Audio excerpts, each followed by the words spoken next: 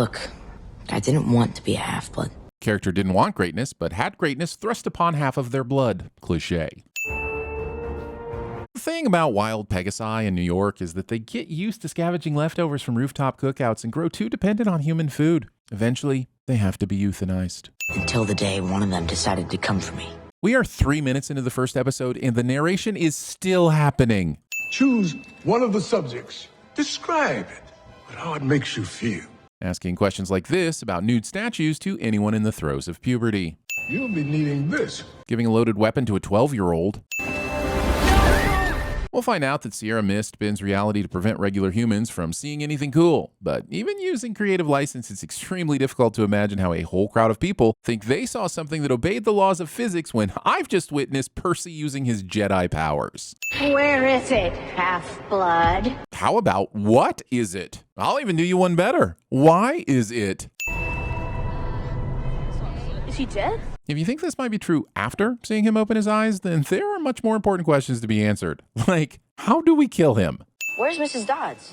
Percy, there's no one here by that name. Episode acts like this gaslighting was for Percy's benefit, and not just so the story can keep Mr. Brunner's real identity as the silhouette of a centaur secret until the end of the episode.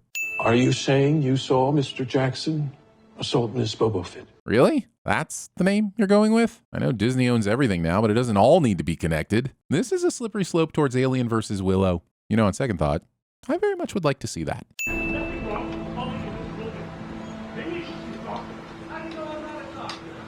Have you considered eating more fruit? Hey Larry, I'm working on this scene where we can really get a sense of how the kid's home life may not be the greatest, but for the life of me, I don't know where to start. That's an easy one, Carl. What you want to do is introduce a stepdad that's caught up in a heated conversation about how the building's pipes can't handle his bowel movements. It's like his body's internal plumbing versus the city's internal plumbing. You know, a metaphor about the primal nature of man being locked in constant conflict with society. Larry, you're a genius. We're going to be making so much money on this thing, we're both going to be buying 2-ply. Welcome home, genius. Gabe looks so much like a discount Jackson Lamb from Slow Horses that this poop traduction is starting to make a whole lot of sense. Your principal called, said you got kicked out. So what'd you get kicked out for? As if the school wouldn't have disclosed the details of Percy's expulsion over the phone. This is just juicing a conversation for some fun, albeit unnecessary, character work. I'm not Nostradamus. Well, not with that attitude, you aren't. This YA fantasy series probably didn't need Sally getting metaphorically wet while remembering Poseidon. Take your shoes off before you get in my car. Thinking it's somehow better to expose your poor car to a child's nasty-ass feet. We have a lot to talk about, but that storm out there, it's getting angrier, so let's get ahead of it. The hubris of thinking you can outrun a storm in New York traffic. What kind of demigod doesn't use a soap dish? I found the good marshmallows, ones that don't burn so easy. Food should be able to burn. Plus, the digestibility of regular marshmallows was already questionable. She should be way more suspicious of these fire-resistant ones. I need to talk to you about something. So, we're to believe that after Percy's mom said We have a lot to talk about. that these two drove the 3 hours from Manhattan to Montauk in complete silence. He was a god. You fell in love with God? Given all the Greek gods talk Percy has had today and all the subliminal information that has been fed to him by people like Grover and Chiron throughout his life, it makes very little sense that his first inclination here is the Christian God. Like Jesus? Well, God the Father and Jesus are two different beings. If you start mixing them up, that sounds like the heresy of modalism. Do you want to get sentenced by a Council of Nicaea, Percy? Because that's how you get sentenced by a Council of Nicaea. Mom, what's happening? What's happening is this pilot episode is trying to speedrun all the stuff the movie that came before it already covered, so viewers don't get bored and check out early. I'm not a god. Correct! You are a demigod, and your mom just told you that less than a minute ago. Children called demigods. Gotta keep up with the exposition dump, my dude. Why is there half a goat in your pants? The first question I had when I ignorantly wandered into Furpocalypse somehow makes it into the episode. The mist. It's the veil that hides the magical world from the human world. As if we needed to be reminded that watching The Mist strips you of your humanity. My legs, Dodds' wings, even Dodds' absence. It's one thing for this mist to be able to shroud the mythical world from the regular world, but the story wants to yada yada through its ability to remove an entire person from the memories of hundreds of people. Camp is a sanctuary for half-bloods, a safe space where you can learn who you are and what the world is like on the other side of the mist. This whole episode must have been written with an ELI 5 style guide. Is that the Minotaur? Given the low visibility we see out of the back window, the only reason Percy is able to identify this as the creature from the playing card earlier is that he clearly read the script. I'm actually 24. There are certain ethical considerations about a 24-year-old pretending to be a 12-year-old that are completely lost on the citizenry claiming to be the good guys of the magical realm. Not showing the audience how the mist explained away the aftermath of a truck getting in a head-on collision with a Minotaur.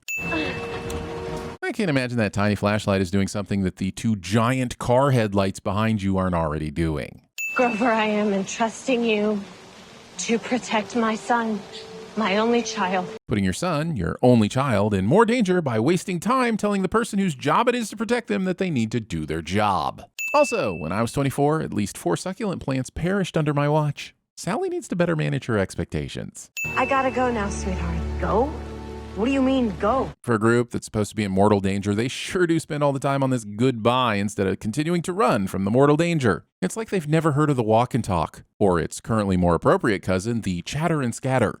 So if he smells you in 2 directions at once, maybe I can confuse him? I doubt he'll be more confused than I am about why he can't see exactly which way the real Percy goes, especially given how well the area is lit. And if you tell me that I have to read the book, I'll remind you that literary explanations are not admissible in this court. Mere minutes after his promise to Sally, Grover gives up on the whole protecting her son thing for a well-deserved sit-down. Main character is orphaned, or at least they believe they are orphaned, so the story can benefit narratively from the orphaning, even though it may or may not decide to subvert it later by having the character's mother still be alive. Cliché. Making me wonder if I'm watching the Battle for Winterfell all over again. Going the vanquished enemy turns to dust route in hopes that the audience won't think too hard about how this 12-year-old didn't hesitate to kill that creature. He must be the one. Needing to prove to everyone that you remember that one line from The Matrix in the year of our Lord 2025. The sons of gods were the sons of gods themselves, and they too are sons of God. If Master Obi-Wan caught me doing this, he'd be very grumpy. It was only a matter of time before we found you. This better not awaken anything in me. What does my dad have to do with this? You're a wizard, Harry. He wasn't a man at all. He was a god. Are you high? I know there's no such thing as monsters. I know there's no such thing as gods. And I know for certain. There is no Easter Bunny! Grover! What? You need help shaving your legs? What else haven't you told me? You want to know how babies are made? Is everyone okay? I'm pretty f***ing far from okay. Grover, I am entrusting you to protect my son, my only child. 2 words. I am retired. Have fun turning the day.